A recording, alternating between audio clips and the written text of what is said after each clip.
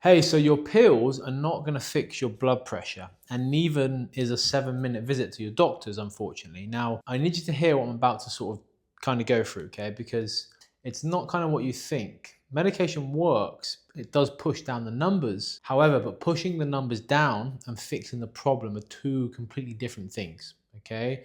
Like a pill that lowers your reading while the cause keeps running, it's not a cure. It's kind of a thermostat taped over fire, if that makes sense. Your doctor isn't the villain here, right? It's not his fault. They're just stuck in a system built to manage numbers, not hunt down why those numbers got high in the first place. See, you leave with a prescription, okay? Your reading looks better on paper, and the 5 things actually driving your blood pressure up, they've actually never been spoken about or addressed. Here's the kind of part nobody sort of runs you through. Now, blood pressure isn't a disease. It's a readout. It's a gauge on a dashboard, and almost everyone is trying to fix the gauge instead of the engine. So in the next few minutes in this video, I'm going to walk you through the 5 things that are very likely to be driving your numbers up. And then for each one, I'll show you the actual mechanisms, why it raises the pressure, and I'll give you a little small fix of how you can sort of do this yourself, okay? Stick around. Number 5, probably the most interesting one, because it's one that quietly makes the other 4 worse, okay? Now, quick line before we start. This is education, not medical advice. If you're on medication, none of this is a reason to stop it. These changes work alongside treatment, and a lot of men find they need less over time. Okay, so talk to your doctor, and let's dive into the video. Now, number 1, excess body fat, visceral fat, specifically fat around the organs called visceral fat. Okay, here's the mechanism. Visceral fat isn't just storage, it's an active organ that pumps out inflammation signals and activates a hormone system called RAS, okay, the system that controls how much sodium and water your kidneys actually hold.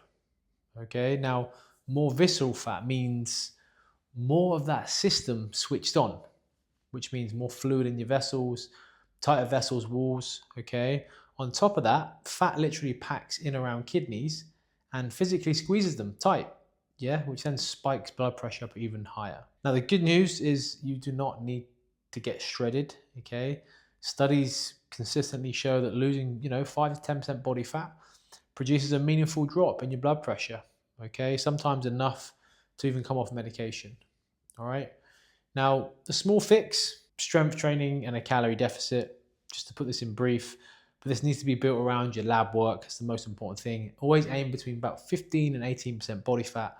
It's really good gauge, that one. Number 2, this is the big one most men don't really know about, is insulin resistance. You've probably actually heard of it. When your cells stop responding well to insulin, your body compensates by cranking out more of it. And chronically high insulin does 3 things to your pressure. 1, it tells your kidneys to hold on to sodium.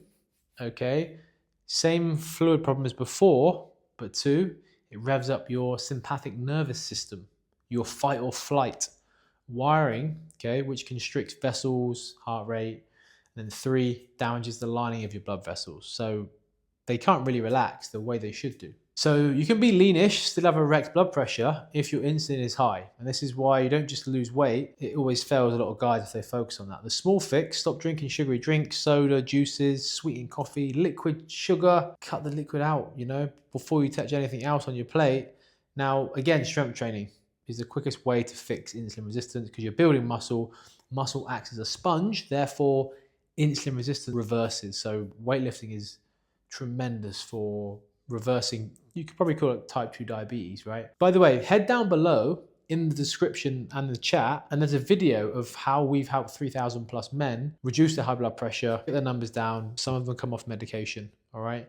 Go down below, watch the video, and it will just show you how we do it, all right? But let's dive back into it. Number 3, and this one surprises people, okay? Because your gut, stomach, the bacteria in your gut produce compounds that talk directly to your blood vessels. As funny as that sounds. Now, when your gut is healthy, when it's good, the right bacteria make short-chain fatty acids, okay?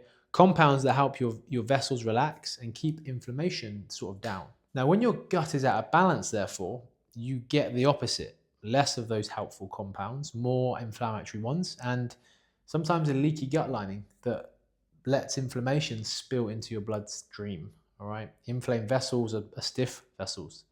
Stiff vessels mean higher pressure. So your gut bacteria are essentially running a side operation on your cardiovascular system. And most men are starving the good ones, okay? Now, small fix, add one source of fiber, rich, fermentable food per day, okay? Servings of, fiber like oats, fermented things like kimchi, yogurt. So you're feeding the bacteria that makes the blood vessels relax by fixing the gut health, okay? I'll go into this on a bit of a different video, but let's go into number 4, chronic stress. And the hormone behind it is called cortisol. Now, everyone says stress raises blood pressure, but here's the actual mechanism.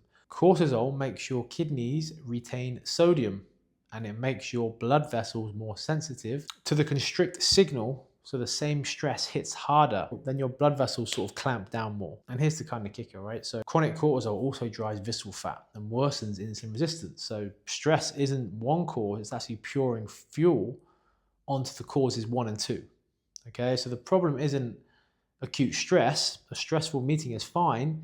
It's the chronic low grade version that never kind of shuts off. All right, hope you guys are kind of with me here. So let's go into number 5. The one that quietly worsens everything above is poor sleep and low testosterone, okay, which comes with it. Now, when you sleep badly, and especially if you snore or have undiagnosed sleep apnea, your blood pressure never really gets its overnight dip, okay? Instead, you get repeated surges of that fight or flight mode, the system all night long, your pressure stays elevated 24/7. Bad sleep also tanks your testosterone, and your testosterone is part of what keeps your vessels flexible and able to relax.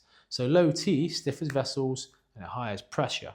It's kind of a loop, right? Bad sleep lowers testosterone, lower testosterone worsens sleep, which is exactly why this number 5, it sits underneath the other 4 and kind of drags them all down. Now, here's what I want you to notice. Go back through all 5, body fat, insulin, gut, cortisol, sleep, testosterone.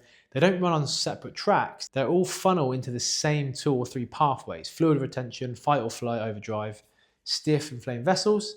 And that's the real reason meds don't address the root cause, as you should know now. You don't have to do all 5 this week though. Pick one, walk through it, the liquid sugar, the strength training, whichever feels easiest for you, and run it for a couple of weeks, okay? And look, I hope that helps. And that's kind of all I had for you today, guys. Small ask though, if you find these videos helpful, hit subscribe, okay? Then we can reach more people and uncover the truth of how to get these numbers down without conventional Western sort of medicine, all right? Take care, guys. Appreciate it.